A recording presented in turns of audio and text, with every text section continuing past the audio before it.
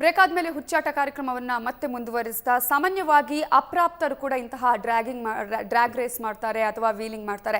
ಅಂತಹ ಸಂದರ್ಭದಲ್ಲಿ ಕಾನೂನು ಏನು ಹೇಳುತ್ತೆ ಇದರ ಬಗ್ಗೆ ಕೂಡ ಚರ್ಚೆಯನ್ನು ಮಾಡ್ತೀನಿ. ಸರ್, ಅಪ್ರಾಪ್ತರಾಗಿರ್ಬೋದು ಅಥವಾ ತಮಗೆ ಮಕ್ಕಳಿಗೆ ಗೊತ್ತಿರೋದಿಲ್ಲ, ಪೇರೆಂಟ್ಸ್ಗೂ ಗೊತ್ತಿರೋದಿಲ್ಲ ಮಕ್ಕಳು ಮಾಡ್ತಾರೆ ಅನ್ನುವಂಥದ್ದು ಹೇಳಿ ಅಪ್ರಾಪ್ತರು ಮಾಡ್ಕೊಳ್ತಾ ಹೋಗ್ತಾರೆ. ಅಂತಹ ಸಂದರ್ಭದಲ್ಲಿ ಕಾನೂನು ಏನು ಹೇಳುತ್ತೆ? ಮೆಕ್ಯಾನಿಕ್ ಒಂದು ವೇಳೆ ಆಲ್ಟರ್ ಮಾಡಿದರೆ ಅವನಿಗೇನಾದರೂ ಕ್ರಮ ಇದೆಯಾ ಕಾನೂನಿನಲ್ಲಿ? ಹೌದು, ಇಬ್ರಿಗೂ ಇದೆ. ಅಂದರೆ ಲೀಗಲಿ ಸ್ಪೀಕಿಂಗ್ ಒಂದು 279 IPC ಅಂತ ಒಂದು ಆ್ಯಕ್ಟ್ ಇದೆ. ಅದರ ಇಟ್ಸ್ ಅ ಸೆಕ್ಷನ್ ಇದೆ ಆ್ಯಕ್ಟಲ್ಲಿ, ಇಂಡಿಯನ್ ಪೆನಲ್ ಕೋಡ್ ಆ್ಯಕ್ಟಲ್ಲಿ IPCಯಲ್ಲಿದೆ. ಅದು ಏನು ಹೇಳುತ್ತೆ ಅಂದರೆ, if anybody is found driving his vehicle in a dangerous condition, he is liable to be punished for a period of 6 months. ಅಂದರೆ imprisoned for a period of 6 months or fined or a fine of 1,000 rupees or both ಅಂತ ಇದೆ. So ಅದಕ್ಕೆ ನಾವೇನು ಮಾಡ್ತೀವಿ, along with that 184 IMV act, Indian motor vehicle act ಅಂತ ಇದೆ. ಅದು ಕೂಡ same, it's almost same, 6 months imprisonment and 1,000 rupees fine ಅಂತ ಇದೆ. ಸೊ ಯೂಶ್ವಲಿ ನಾವೇನು ಮಾಡ್ತೀವಿ, ಅದರ another act is there 177 IMV act ಅಂತ. ಯೂಶ್ವಲಿ ಮೊದಲು ನಾನು ನಿಮ್ಗೆ ಹೇಳೋದಲ್ಲ 100 rupees ಫೈನ್ ಆಗ್ತಾ ಇರೋದು. ಅಂಡರ್ ದ್ಯಾಟ್ ಆ್ಯಕ್ಟ್ ಎಷ್ಟು 100 rupees ಫೈನ್ ಆಗ್ತಾ ಇದ್ದಾರೆ. ಬಟ್ ಇವಾಗ ಏನು ಮಾಡ್ತಾ ಇದೀವಿ ಅಂದರೆ, we are booking the FIR under 279 or 184 IMV act. ಆಮೇಲೆ ಇನ್ನೊಂದಿದೆ 189 ಅಂತ. If there are more than two or more vehicles involved in the race, then we can book them under 189. ಇದಕ್ಕೆಲ್ಲ we file an FIR first. FIR file ಮಾಡಿ then we seize those. Obviously ಮುಂಚೆನೇ ನಾವು ವೆಹಿಕಲ್ಗಳನ್ನ seize ಮಾಡಿರ್ತೀವಿ. ಆ ವೆಹಿಕಲ್ಗಳನ್ನ seize ಮಾಡಿ whether the rider of that bike has escaped or not, based on ಅವ್ರ ರಿಜಿಸ್ಟ್ರೇಷನ್ ನಂಬರ್ ಬೇಸಿಸ್ ಮೇಲೆ ವಿ ವಿಲ್ ಕಾಲ್ ದೆಮ್. ಸಿಗ್ತಾರೆ. ಸಿಕ್ಕಿದ ಮೇಲೆ then we file an FIR, then we will have to arrest them.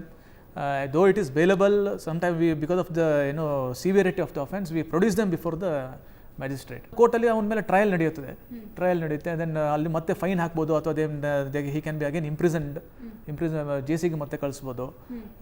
So ಈ ಥರ ಎಲ್ಲ ಇರುತ್ತೆ. But again ಅಲ್ಲಿ ಮತ್ತೆ ಸ್ಟಾಪ್ ಆಗಲ್ಲ. The severity of the offense is such that ನಾವು ಏನು ಮಾಡ್ತಾ ಇದ್ದೀವಿ, next we cancel the RC book. Okay, RC ಬುಕ್ನ ಕ್ಯಾನ್ಸಲ್ ಮಾಡ್ತೀವಿ. ಅಂದರೆ ಕ್ಯಾನ್ಸಲ್ ಅಂದರೆ ನಾವು write it to the RTO usually does it. ಅದು ಮತ್ತು ಡ್ರೈವಿಂಗ್ ಲೈಸೆನ್ಸ್ ಕ್ಯಾನ್ಸಲೇಷನ್, ಸಸ್ಪೆನ್ಷನ್ಗೆ ನಾವು we write it to the RTO. Okay, RC ಪಡ್ಕೊಳ್ಳುವಂಥ ಚಾನ್ಸಸ್ ಇರುತ್ತೆ ವಾಪಸ್ ಹೇಗೆ?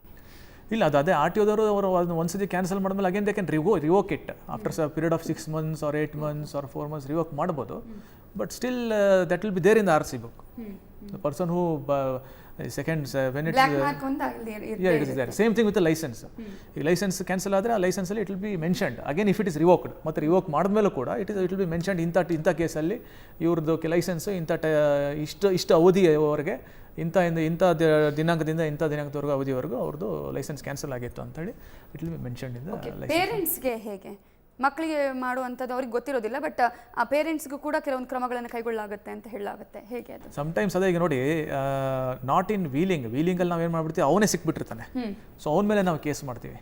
ಈಗ ಎಂಥ ಕೇಸ್ಗಳಲ್ಲಿ ನಾವು ಇದನ್ನು ಮಾಡ್ತೀವಿ ಅಂದರೆ, ಪೇರೆಂಟ್ಸ್ ಮೇಲೆ ಈಗ ಈ ಆಕ್ಸಿಡೆಂಟ್ ಮಾಡ್ತಾರೆ, ಯಾರೋ ಒಬ್ರು ಸತ್ತೋಗ್ಬಿಡ್ತಾರೆ, 304A ಅಂತ ಹೇಳ್ತೀವಿ.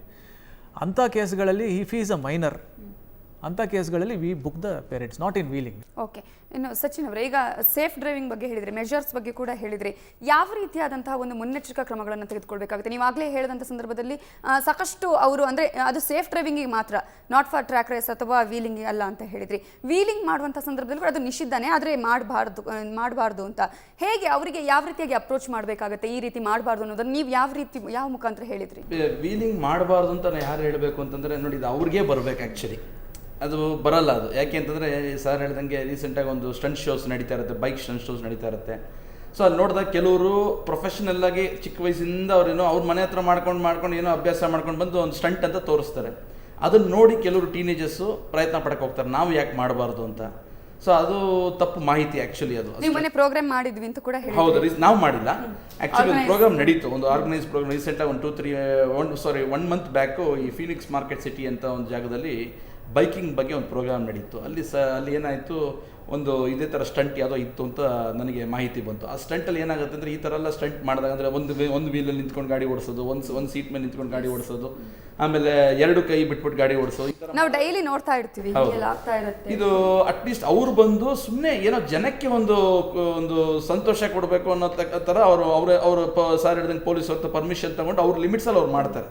ಬಟ್ ಇದೇನಾಗುತ್ತೆ, ಟೀನೇಜರ್ಸ್ ಒಂದು ಮೆಚ್ಯೂರಿಟಿ ಇಲ್ಲದೆ ಇರೋ ಮೈಂಡಲ್ಲಿ ಅದನ್ನು ನೋಡಿದಾಗ they themself they take A decision that ಈ ಥರ ನಾವು ಯಾಕೆ ಒಂದು ಪ್ರಯತ್ನ ಮಾಡಬಾರ್ದು ಅಂತ ಆ ಥರ ಮಾಡೋಕ್ಕೆ ಹೋಗಿ ಈ ಥರ ಅನಾಹುತಗಳಾಗಿ ನಿನ್ನೆ ಆಗಿರೋದೊಂದು ಘಟನೆ ಎಕ್ಸಾಂಪಲ್ ಹೇಳ್ಬೋದು, ಆ ಥರನೂ ಆಗಿರ್ಬೋದು. ಅದಕ್ಕೆ ಟ್ರೈನಿಂಗ್ ಅಂತಾನೆ ಇದೆಯಾ? ಇಲ್ಲ, ಇಲ್ಲಿ ಯಾವುದೇ ರೀತಿ ಅದಕ್ಕೆಲ್ಲ ಯಾರೂ ಟ್ರೈನಿಂಗ್ ಕೊಡಲ್ಲ ಮೇಡಮ್. ಇಲ್ಲಿ ಟ್ರೈನಿಂಗ್ ಮಾಡೋದು ಏನು ಅಂತಂದರೆ ಓನ್ಲಿ ಬೇಸಿಕ್ ರೈಡಿಂಗ್ ಯಾವ ಥರ ಮಾಡಬೇಕು, ಟ್ರಾಫಿಕ್ ರೂಲ್ಸ್ ಯಾವ ಥರ ಒಬೇ ಮಾಡಬೇಕು, ಡಿಸಿಪ್ಲಿನಾಗಿ ಯಾವ ಥರ ರೈಡ್ ಮಾಡಬೇಕನ್ನೋ ಮಾತ್ರ ನಮ್ಮಲ್ಲಿ ಟ್ರೈನಿಂಗ್ ಇರುತ್ತೆ ವಿನಃ ಯಾವುದೇ ಕಾರಣಕ್ಕೆ ವೀಲಿಂಗ್ ಯಾವ ಥರ ಮಾಡಬೇಕು, ಸ್ಟಂಟ್ ಯಾವ ಥರ ಮಾಡಬೇಕು ಅನ್ನೋದು ಯಾವುದೇ ರೀತಿ ಎಲ್ಲೂ ಟ್ರೈನಿಂಗ್ ಇಲ್ಲ.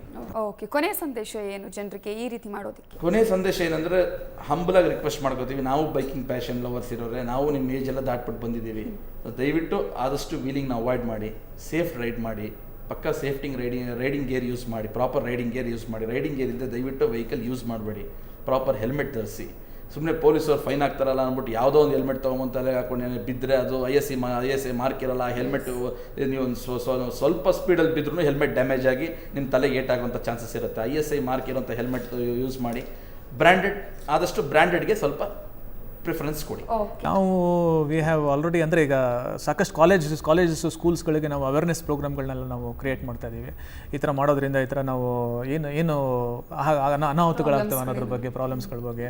ಸೊ ವಿ ಆರ್ ಶೋ ಅಂದರೆ ನಾವು ವೀಡಿಯೋಸ್ಗಳು ತೋರಿಸ್ತೀವಿ ಆಗೋದ್ರಿಂದ ಏನು ಪ್ರಾಬ್ಲಮ್. ಆ್ಯಂಡ್ ಈ ಆಲ್ ಓವರ್ ದ ಸಿಟಿ ನಾವು ನಮ್ಮ ಇದು ನಮ್ಮ ಕ್ಯಾಂಪೇನ್ ಇದು ವೀಲಿಂಗ್ ಏನು ಕ್ಯಾಂಪೇನ್ ಇದೆ, ಆ್ಯಂಟಿ ಕ್ಯಾಂಪೇನ್ ಇದೆ, ಅದ್ರ ಬಗ್ಗೆ ನಾವು we have put the posters and banners all over the city so that public ಅದನ್ನೆಲ್ಲ ನೋಡಿ ಅದು ಕಲ್ತ್ಕೊಳ್ತಾರೆ ಅಂತೇಳಿ.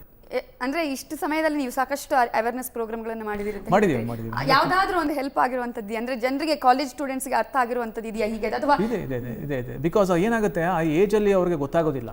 They think that they can do anything ಅನ್ನೋದೊಂದು ಇರುತ್ತೆ. But human body is very delicate. Rules break ಮಾಡಕ್ಕೆ ಅಂತ ಸ್ಟೂಡೆಂಟ್ ಇರುವಂಥ ಟೈಮ್ ಅಥವಾ ಕಾಲೇಜ್ ಟೈಮಲ್ಲಿ ಪಾಪ ಅವ್ರಿಗೆ ಒಂದೇನಂದ್ರೆ ರೂಲ್ಸ್ ಕೆಲವೊಂದ್ಸತಿ ಗೊತ್ತಿರೋದಿಲ್ಲ. ಅವ್ರಿಗೆ ರೂಲ್ಸ್ ಗೊತ್ತಿರೋದು. ಅದಕ್ಕೆ ಈಗ ನಾವು ಅವೇರ್ನೆಸ್ ಪ್ರೋಗ್ರಾಮ್ಸ್ ಅಲ್ಲಿ ರೂಲ್ಸ್ ಏನೇನಿದೆ, what are the legal aspects, what are the legal problems they will face if they are into it ಅಂತ ನಾವು ಅದನ್ನು ಹೇಳಿದಾಗ ಸಾಕಷ್ಟು ಜನಕ್ಕೆ ಅದು ಅವೇರ್ನೆಸ್ ಮೂಡುತ್ತೆ, 100% ಮೂಡುತ್ತೆ. ಓಕೆ, ಸಾಕಷ್ಟು ವಿಚಾರಗಳ ಬಗ್ಗೆ ಮಾಹಿತಿಯನ್ನು ತಿಳಿಸ್ಕೊಟ್ಟಿದ್ರೆ ಇಬ್ಬರಿಗೂ ಧನ್ಯವಾದಗಳು. Thank you.